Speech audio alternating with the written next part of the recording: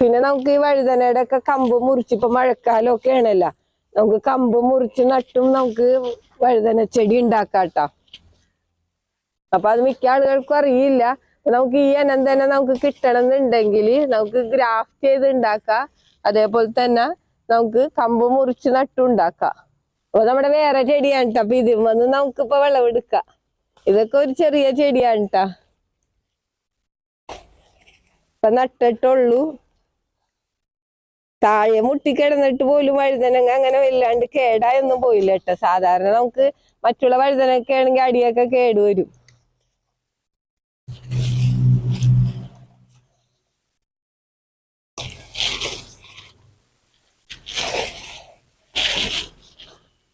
ഇത് വേറൊരു വഴുതന ചെടിയാണ് കണ്ട. ഇതേപോലെ കൊലകളായിട്ടാണ് കണ്ട വഴുതന